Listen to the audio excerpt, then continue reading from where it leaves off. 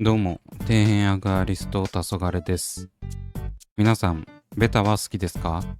自分は好きです。動画にはあまり登場はしていませんが、地味に自分はベタも飼育しています。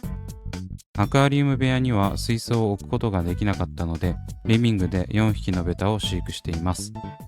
以前出した動画からはもう5ヶ月くらい経過しているため、忘れている人も多いのではないでしょうか。というわけで今回はそんなベタ水槽を贅沢にアップデートしていこうということでやっていきます。果たしてどんな環境になっていくのでしょうか。それでは早速やっていくんですが、今までのベタ環境はこんな感じでした。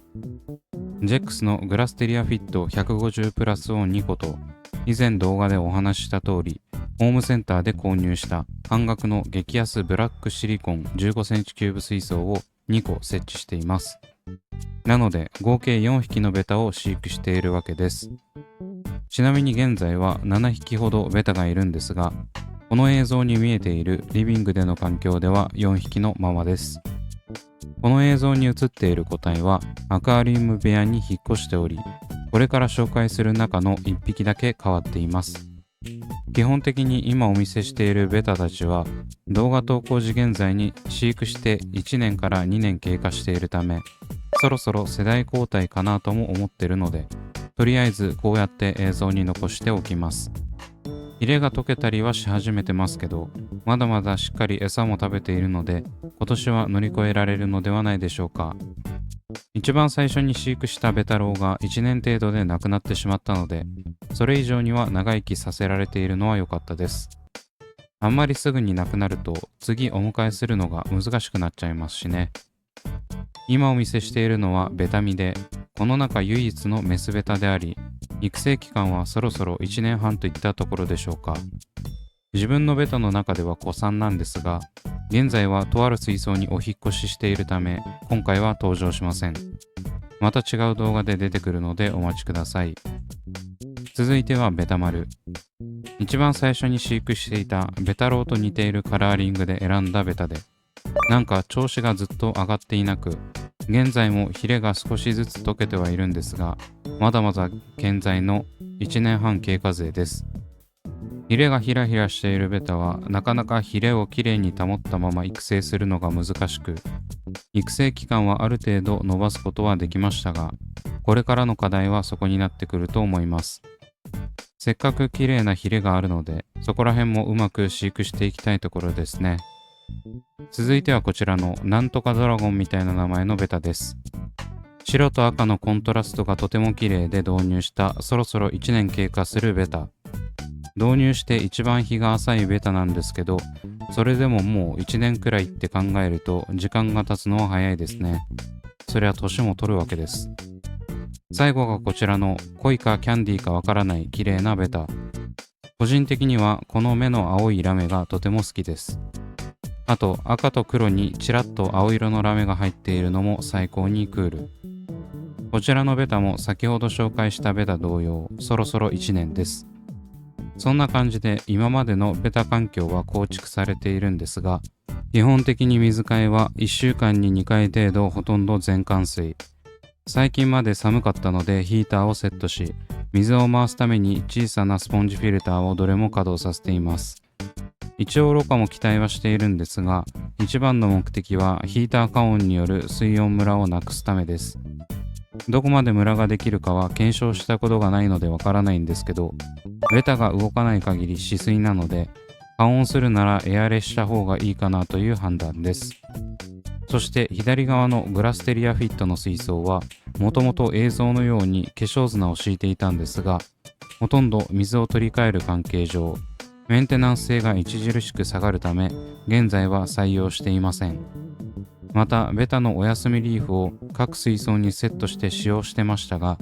どのベタも全くお休みリーフで休むことがなかったので、こちらも撤去予定で、ほとんど飾りみたいな感じになってました。というわけで現在のベタ水槽環境をお話ししたところで、今回変更していく機材を紹介していきます。まず最初はこちら、ADA ネオグラスエア。こちらは以前動画で旧製品と新製品の違いを検証したやつです。実はこの水槽を4個も購入したのは、ベタ水槽の環境をリニューアルするためだったんです。このネオグラスエアはマジでかっこよくて、水槽の底面が浮いていることによってインテリア性がぐっと上がり、綺麗なベタがさらに綺麗に見えるだろうとウキウキして買ったんですよね。リビング水槽では15センチ水槽が4個が限界だったので、ちょうどいい15センチキューブ超ハイタイプ型のネオグラスエアを置きたかったんです。毎回言ってるんですけど、自分は何でも複数個並べるときは揃えるのが大好きで、中途半端に1個だけネオグラスエアにする考えはありませんでした。現に2個ネオグラスエアを先に購入したにもかかわらず、4個揃うまで最初に買った2個は押し入れから一切出してません。ようやく4個のネオグラスエアが揃ったので、念願かなって今回セットしていきます。ただ新旧製品で明らかに製品の品質が変わっているのだけが残念でなりません。遠目で見たら気にならないんですけど、せっかく同じ製品で揃えようと思ったのに悲しい。まあネオグラスエア自体は本当に綺麗な水槽ですし、新製品の方も他社の水槽よりは綺麗なんでよしとします。というわけでまずは水槽の撤去を始めていきます。先ほどの映像と違い、左側の水槽がハイタイプではなくキューブタイプになっているのは、先ほどお話した通り、並んでる水槽の高さが揃ってないのが気に食わなかったからです。ただ、ジェックスのグラステリアフィットというのは変わりありません。ちなみに左の水槽が水位低いのは、水替えの途中でネオグラスエアとの交換を思いついたからです。どうせ変えるなら水替えのタイミングがいいだろうという判断。正直アクアリウム部屋にある水槽に比べて15センチキューブ水槽の移動なんて朝飯前くらい簡単です。一応ヒーターのコンセントやエアチューブが刺さったままじゃないかは確認しないといけないですけど、片手でも持てるレベルの重量なんで気持ちも楽。ベタもすぐに新しい環境に引っ越すことができるため、精神的にも肉体的にも余裕がありますね。やっぱ初心者がアクアリウム始めるなら小型水槽からでもいいと思えてきました。ちなみに棚の長さは60センチでちょうどいいんですが、奥行きが30センチくらいあるんで、15センチキューブ水槽を置くと奥行きがガラ空きになります。結果的に掃除していないのがバレるくらいホコリが溜まっててすんません。続いてセットしていくのはこちらのチャームで販売されているふかふかの水槽用マット。今までは別に水をこぼすこともなかったし、軽い水槽だからと思ってマット敷いてなかったんですけど、最近地震も多いし水槽自体の高さも上がるんで、しっかりと滑り止めも兼ねてマットを敷いています。本当だったら先ほどの段階でマットを敷いていた方がいいので、皆さんは必ず敷いておくようにしましょう。水槽用マットは丸めて販売されているため、どちらかに癖がついてて乗せづらいです。なので最初に両端に水槽をセットしてから残りの水槽を置きました。そんな感じで4個のネオグラスエアをセットした状態がこちら。なかなかいい感じではないでしょうか。1個6000円以上する水槽が4個並んでいるのは壮観です。ちなみに今照らしている照明はジェックスのフラッティという小型水槽用の LED ライトです。続いて水を注いでいきます。こぼさないように慎重に注いでいるつもりなんですが、このダイソーの計量カップはよく容器を伝って水がこぼれるので、手で押さえながら注いでいます。やはり水を張るとだいぶ印象が変わりますね。空の水槽よりも水が入っているだけで一気に高級感が出る気がします。ちなみにこのネオグラスエアは幅と奥行きが15センチ程度ですが、高さがその倍の30センチあるため、水量はおそらく6リットル以上になると思います。前回の15センチキューブ水槽よりも単純に2倍になる計算です。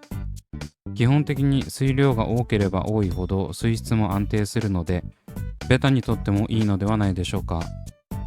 続いて右側の水槽にも水を注いでいきます。さすがに学習したのか、こぼれないようにクロスを下にセットしつつ注水してます。この水槽を置いている台は水槽台ではないので、しっかりこぼれないように水を入れないと大変ですからね。ちなみに水槽台以外の家具に水槽を置くこと自体は推奨されておらず、何があっても自己責任なのでお気をつけください。基本的に小型水槽であれば問題はありませんが、メーカーの意図する使い方ではないことは念頭に置いておきましょう。この水槽を4台にしても合計で30キロいかないくらいなので、よっぽど貧弱な家具でなければ大丈夫です。心配な場合は家具の耐荷重を調べておきましょう。というわけで無事に注水も完了したので、ベタを引っ越しさせていきます。準備している間に気持ち水合わせはしましたが、基本的に水替えする時もほぼ全換水してたんで、あまり気にしなくていいと思います。水温はしっかり合わせないといけませんけどね。そんな感じでベタ4匹が水槽内に入りました。やはり30センチも高さがあると、先ほどの映像に比べてベタが小さく見えますね。どのベタも割とローベタなんですが、まだまだ綺麗で愛くるしいです。ちなみに一番右のベタは新参者で、購入して半年くらいしか経ってません。せっかくなんでこの機会に紹介しておきます。最近ダンボが好きになったんで、このタイプのベタにしました。他のベタ同様しっかり餌を食べ、このように仕切りをしていないときは隣のベタにフレアリングしています。このベタも2年突破させたいですね。そして今回水槽をすべてネオグラスエアに変えたのを機に、照明も変更しようと考えました。何の照明にしようかとても迷ったんですが、今回はこちらの照明をチョイス。ウィークアカーの S300 です。ベタに RGB ライトというなんとも贅沢な構成ですが、この S300 はご覧のように小型水槽にも簡単に取り付けられる構造をしており、見た目もスリムでスタイリッシュなので最高にかっこいいんですよね。あとシェードが標準でついているため、このように照明の高さを結構高くしても周りに光が漏れず眩しくありません。ベタ水槽だけをスポット的に照らせるので、今回の用途にはぴったりでした。最後に飛び出し防止のためにガラス蓋も用意しました。自分は ADA 信者なので、しっかりとネオグラスエアに合うネオグラスガラス蓋をチョイス。1枚500円という超格安プライスです。こんなこと言ってる時点でだいぶ金銭感覚バグってきてるのが自分でもわかります。ただあんまり15センチキューブ水槽のサイズのガラス蓋って売ってないんで、これにせざるを得なかったんですよね。ジェックスのグラステリアフィットのものはちょうどいいサイズなんですが、3枚しかなかったので揃えられず断念。ということは必然的に同じものに揃えるために新しく蓋を4枚買わないといけないわけです。決して贅沢ではなく、やむを得ず選んだ結果なんだと自分に言い聞かせ、散々に正当性を持たせます。皆さんはこんなダメな大人にはならないようにしましょう。初めて ADA のガラス蓋を購入したんですが、ジェックスのように滑り止めがついてて驚きました。てっきり蓋だけで滑り止めは自分でどうにかしてねというタイプかと思ってました。この滑り止めを四隅に貼ることでしっかりホールドすることができます。密閉してしまうと気持ち的にベタが息苦しそうな気がするんで、この滑り止めのおかげでいい塩梅の隙間ができるのも高評価ポイントです。というわけでいかがだったでしょうか。なかなか贅沢な環境に生まれ変わった我が家のリビングベタ水槽。ちょうど暖かくなってきたので、ヒーターもそろそろ必要なくなってくる頃合いですし、無駄な器具を撤去しつつ、おしゃれさと水量アップを図れたのは良かったです。個人的には S300 がいい仕事してると思うんで、皆さんも RGB ライト買いましょう。今後もこんな感じで環境変化などありましたら動画にしていくと思うので、気になった方は続報をお待ちください。というわけで今回はここまで。